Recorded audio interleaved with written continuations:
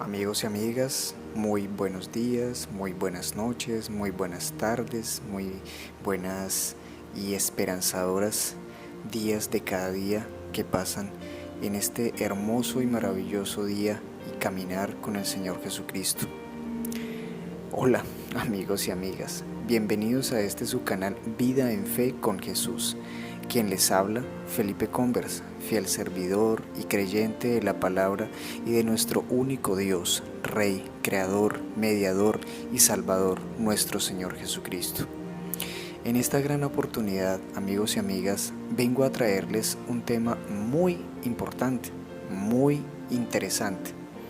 Pero antes de empezar, vamos a disponer nuestro espíritu, vamos a disponer de que este tiempo sea entregado a nuestro buen y hermoso Dios, nuestro Señor Jesucristo. Entonces cerremos nuestros ojos y oremos. Amado Señor Jesucristo, gracias te damos, bendito Señor, porque tú nos has puesto en esta voluntad tuya. Tú nos has llamado para que seamos obedientes, para que confiemos en ti, para que creamos en esto que tú nos das, este alimento, esta verdad, esta salvación, esta libertad, de creer en tu nombre, de ser salvos por ti, Señor, de depender de ti, bendito Señor Jesucristo. Tómanos, Señor Jesús, utilízanos como esas vasijas, como esos instrumentos, Señor Jesucristo, y asimismo podamos ser abiertos nuestros ojos y quitado nuestro velo para ver la verdad, para ver la majestuosidad de tu rostro, tu palabra, Señor Jesucristo. Amén. Bueno, amigos y amigas, en esta oportunidad vengo a traerles un tema interesante, y es ¿qué es la Biblia? Tal vez para muchas personas la Biblia sea simplemente un libro, sea algo que tal vez no le vean mucha importancia, pero las personas que conocemos, que caminamos, que aceptamos, que decidimos caminar con nuestro Señor Jesucristo, la Biblia es mucho más importante. Pero se preguntarán, ¿qué es la Biblia? Bueno, la Biblia es la palabra viva de Dios, es la mente de Dios. Él nos habla por medio de su Espíritu, la cual está plasmada en la Biblia. Pero, ¿qué contiene la Biblia? Bueno, ya lo hemos dicho, la palabra viva de Dios, la mente de Dios, el estado del hombre, el camino de salvación, la condenación de los pecadores y la felicidad de los creyentes. Sus doctrinas son santas, sus preceptos son comprometidos. ¿Pero qué es un precepto? Una orden, mandatos, impuestos o establecidos por una autoridad. En este caso es por la autoridad divina de nuestro Señor Jesucristo. Sus historias son verdaderas y sus decisiones son inmutables, porque la palabra de nuestro Señor Jesucristo, el Evangelio, es inmutable. Nuestro gran Dios es inmutable, Él no cambia, Él sigue siendo el mismo, ha sido el mismo, es el mismo y será por siempre y por los siglos el mismo. Pero muchos de nosotros nos preguntamos, ¿para qué leerla? Bueno, la leemos para ser sabios, pero hay algo muy importante. Primero que todo, no vamos a ser sabios ni a leerla para ser sabios para este mundo. No, vamos a ser sabios y a leerla es para nuestro buen Dios, para agradarle a Él, para entregarle todo lo mejor de nosotros a Él. El sabio es tal porque está convencido que solo es un aprendiz, y también de que el día que deje de ser un aprendiz, dejará de ser un sabio. Hay un pasaje muy hermoso que nos muestra la sabiduría. Si tenemos nuestras Biblias, por favor, entonces la abrimos en Proverbios capítulo 1, versículo 7. Capítulo 1 de Proverbios, versículo 7. Nos dice: el principio de la sabiduría es el temor de Jehová.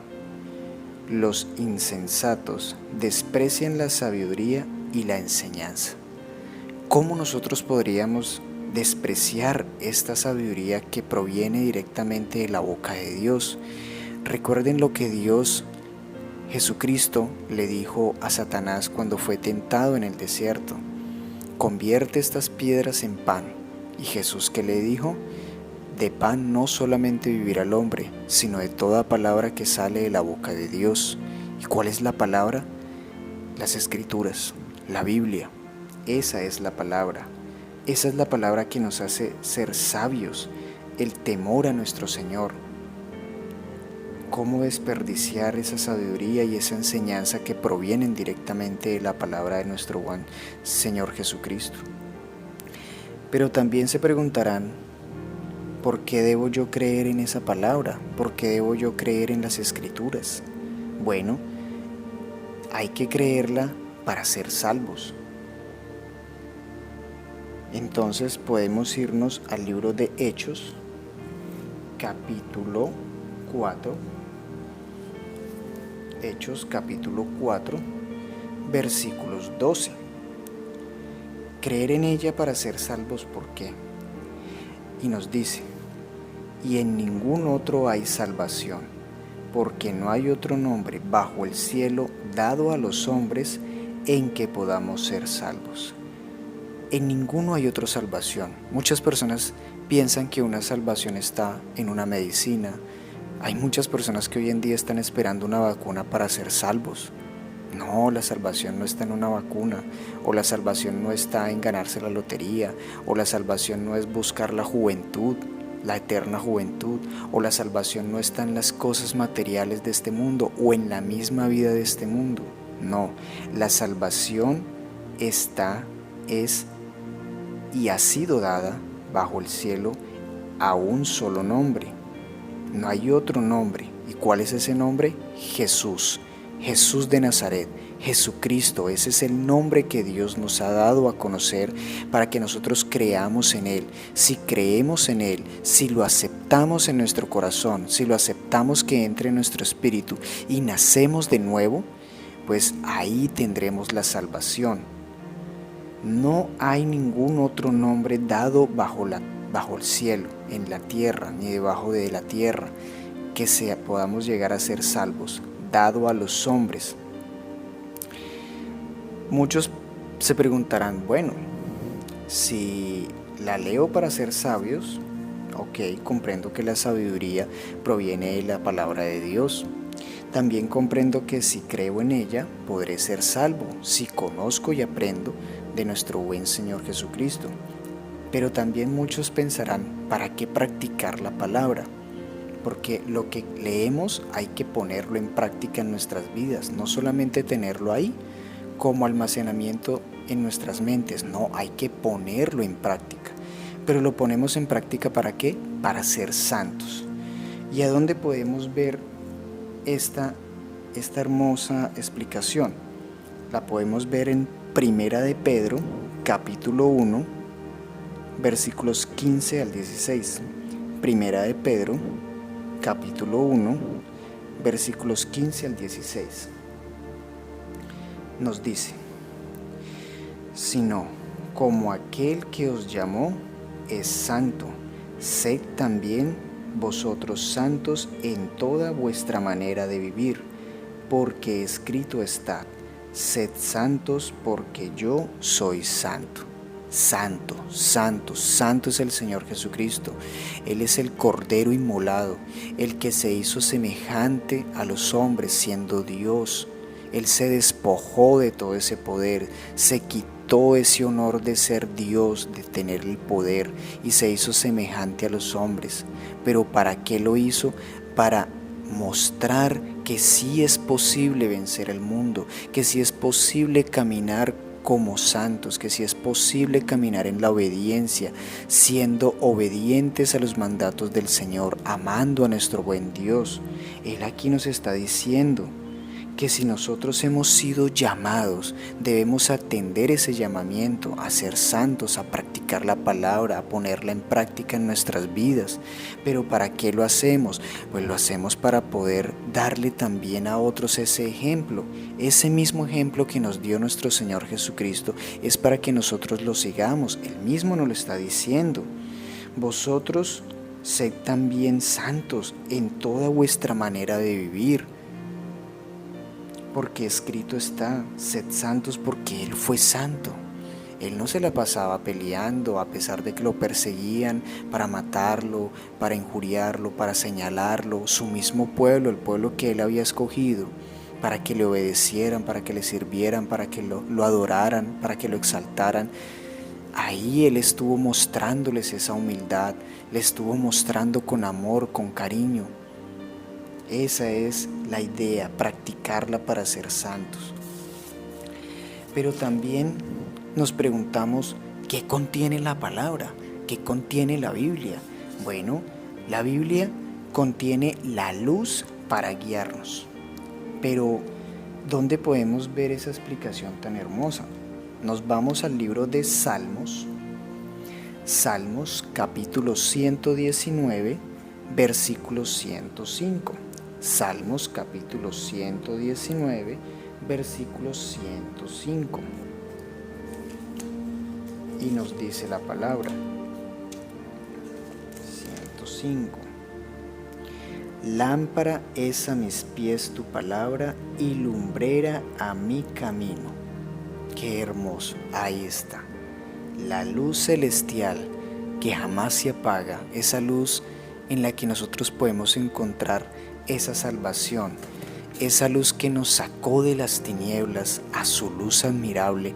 Esa luz es la que es a nuestros pies, su palabra.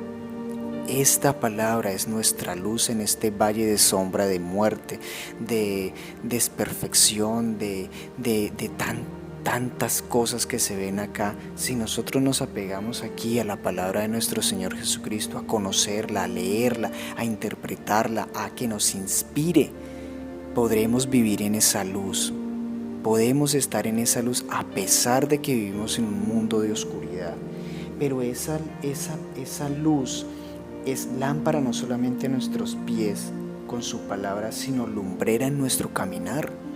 Cuando vamos por un sendero, ¿qué hacemos si está oscuro? Buscamos una linterna, buscamos cómo alumbrarnos. Esa es la lumbrera. Esta palabra es la lumbrera a nuestro caminar, a nuestro andar día tras día. Pero ¿qué más podemos ver que contiene la Biblia? Bueno, la Biblia contiene alimento. ¿Pero para qué es el alimento? Pues para sostenernos. ¿Y dónde podemos encontrar ese alimento? Bueno, vamos a irnos entonces al libro de Juan, capítulo 6, Juan, capítulo 6, versículo 35. Y él aquí nos habla directamente. Nuestro Señor Jesucristo nos dice lo siguiente: Jesús les dijo, yo soy el pan de vida. El que a mí viene, nunca tendrá hambre. El que en mí cree no tendrá sed jamás. Qué hermoso es darnos cuenta que no solamente la palabra viva de nuestro Señor Jesucristo, no solamente nos llena de sabiduría, no solamente creemos en ella para poder asimismo ser salvos, no solamente el practicarla, llegamos a ser santos, a seguirlo. No solamente esta palabra nos da luz, sino que también nos alimenta, pero no alimenta esta carne, porque la carne para nada aprovecha. Lo que es nacido de carne, carne es, pero lo que es nacido del Espíritu, Espíritu es. Por eso es tan importante nosotros nacer de nuevo. Al nacer de nuevo podemos alimentar nuestro espíritu. Ese espíritu es el que necesita ese alimento para sostenernos en esta vida, en este caminar, en este valle de sombra, en estas pruebas, en estas aflicciones, en todo lo que sucede en nuestro día a día. Este es el pan. El Señor Jesucristo es el pan que nos da la vida. El que si nosotros vamos a Él, nunca vamos a tener hambre. Esa hambre va a ser saciada. Esa hambre no es un hambre carnal, es un hambre espiritual. esa hambre va a ser calmada. Y el que en Él cree, si nosotros creemos en su nombre, ese nombre que ha sido dado para los hombres, para nosotros, los hijos suyos, las mujeres que también creemos que son hijas suyas, ese nombre, si creemos, pues jamás tendremos sed. No tendremos sed jamás. Esa es la agua. El agua, su palabra es su agua, es su espíritu para que nosotros no tengamos sed. ¿Qué más podemos ver que contiene la Biblia? Bueno, la Biblia contiene no solamente alimento, sino también contiene un consuelo para que nos aliente. ¿Cómo encontramos ese consuelo? Muchas veces nosotros podemos encontrar consuelos de una persona, de un amigo, de la novia, del esposo, de la esposa, de los hijos, pero es un consuelo momentáneo, es un consuelo de ánimo, de motivación, pero el consuelo que realmente nosotros podemos ver es un consuelo espiritual, una inspiración completa. Nosotros no podemos vivir consolándonos y motivándonos, no, porque la motivación se acaba, la motivación llega un momento en donde se acaba. Nosotros tenemos que vivir inspirados por la palabra de nuestro Señor Jesucristo, y lo vemos en el libro de Isaías 41:10. Isaías capítulo 41 versículo 10 nos dice la palabra: no temas, porque yo estoy contigo. No desmayes, porque yo soy tu Dios, que te esfuerzo. Siempre te ayudaré, siempre te sustentaré con la diestra de mi justicia. Qué bonito es darse uno cuenta que tenemos un Dios que está con nosotros, aunque no lo podemos palpar, aunque no lo podemos ver con nuestros propios ojos. Él está con nosotros por medio de su Espíritu, por medio de su palabra.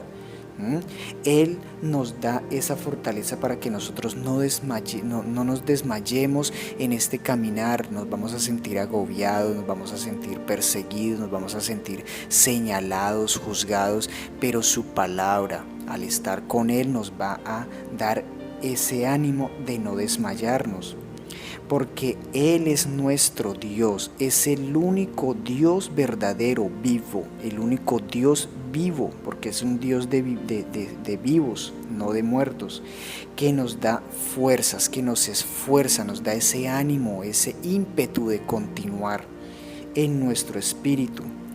Siempre nos va a ayudar. No va a haber una prueba mayor que no podamos llegar a soportar.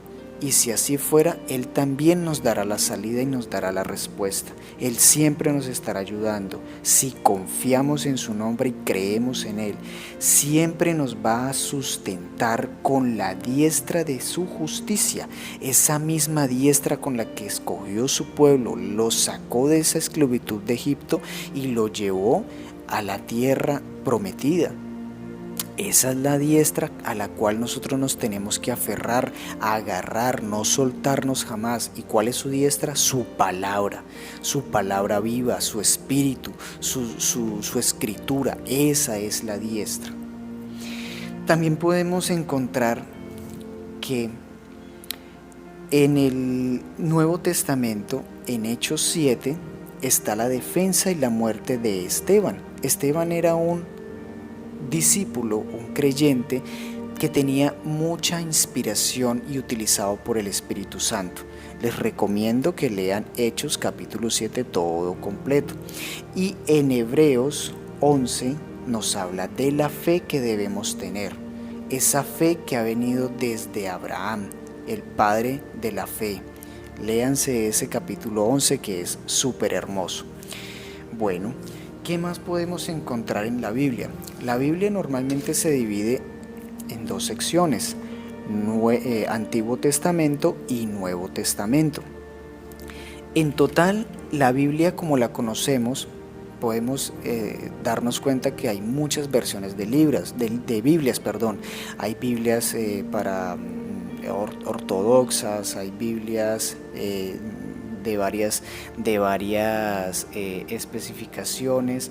Está la Nueva Traducción Viviente, está la Palabra de Dios para Todos, está la Reina Valera, pero la que nosotros debemos leer, nosotros los cristianos, los creyentes en nuestro Señor Jesucristo, en nuestro Padre Creador, en el Espíritu Santo, es en la Reina Valera, la 1960.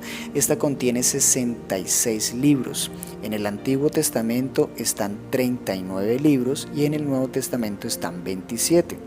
En el Antiguo Testamento encontramos los 39 libros divididos de la siguiente manera. Los 5 primeros, que son la ley, son los Pentateucos, los cuales fueron escritos por Moisés. Es la ley dada directamente de Dios, del Creador. Tenemos el libro de Génesis, Éxodo, Levítico, Números, Deuteronomios. Luego vienen los libros históricos.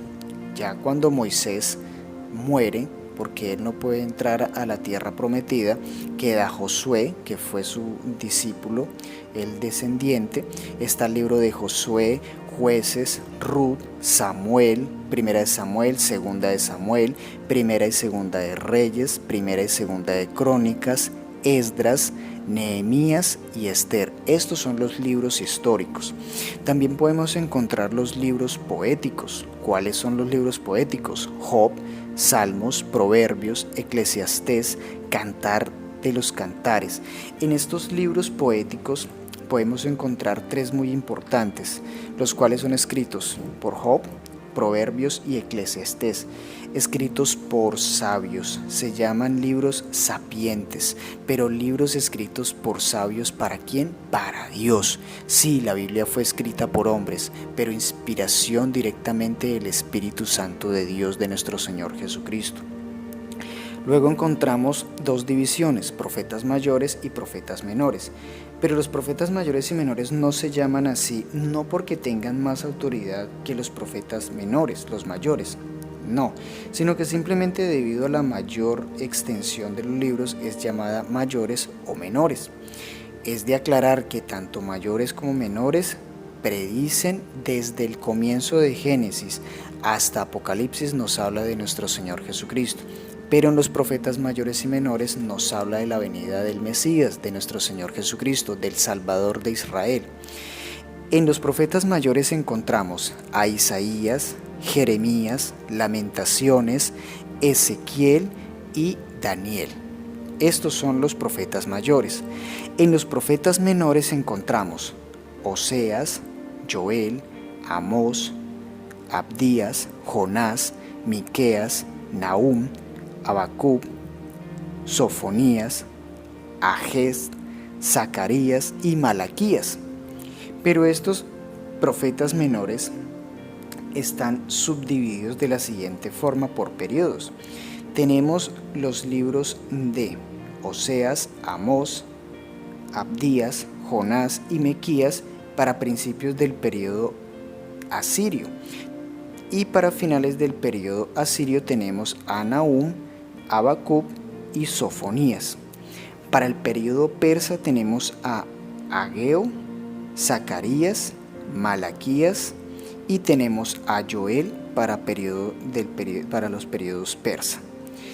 Ya en el Nuevo Testamento, que es el que realmente nosotros tenemos que poner más nuestra mirada, sí es importante leer el Antiguo Testamento porque aprendemos mucho de el pueblo de Israel, de todo lo que le aconteció, de todo lo que nosotros vemos en el Antiguo Testamento está reflejado también en el Nuevo Testamento, pero nosotros en realidad tenemos que ser neotestamentales. Y el Nuevo Testamento tiene 27 libros, de los cuales están divididos de la siguiente manera: Evangelios, histórico, cartas paulinas, cartas generales y el profético, o llamado también como libro de revelaciones. En los evangelios conocemos y tenemos 4: Mateo, Marcos, Lucas y Juan. Todo el mundo conoce los evangelios. Tenemos el libro histórico, que son Hechos de los Apóstoles. Tenemos las cartas paulinas, que son excelentísimas, pero escritas ¿por quién? Por Pablo de Tarso. Si ustedes leyeran esas cartas paulinas, que se las recomiendo, fue escrita por el último de los apóstoles llamados, anteriormente conocido como Saulo de Tarso. Saulo era un perseguidor de la iglesia, judío, completamente judío, celoso de Dios y de su ley y de su palabra, pero tuvo un gran encuentro con nuestro Señor Jesucristo, el cual lo llamó para ser apóstol a los gentiles y llevar su palabra y ser conocida. Entonces, en estas cartas paulinas tenemos Romanos, Primera y Segunda de Corintios, Gálatas, Efesios, Filipenses, Colosenses, Primera y Segunda de Tesalonicenses, Primera y Segunda de Timoteo, Tito y Filemón. Recordemos que Pablo, al ser llamado por nuestro Señor Jesucristo, él hizo varios viajes, pero en esos viajes estableció iglesias, las iglesias de Corinto, de Galacia, de Efesio, de Filipos, de Colosenses, de Tesalonicenses. Tuvo sus discípulos Timoteo, Tito y Filemón. Ya para las cartas generales tenemos a Hebreos, Santiago, Primera y Segunda de Pedro, Primera, Segunda y Tercera de Juan y Judas, pero no Judas el que lo traicionó, no Judas el que reemplazó a Judas. Y el último libro, el cual fue escrito por Juan, el discípulo amado de Jesús, Juan el último de todos los apóstoles, llamado Apocalipsis. Es el libro que muchas personas le temen a ese libro, pero si ustedes leen ese libro, es un libro hermosísimo. Se los recomiendo, la verdad. Y ese libro fue escrito por Juan debido a la revelación por medio del Espíritu Santo de Dios.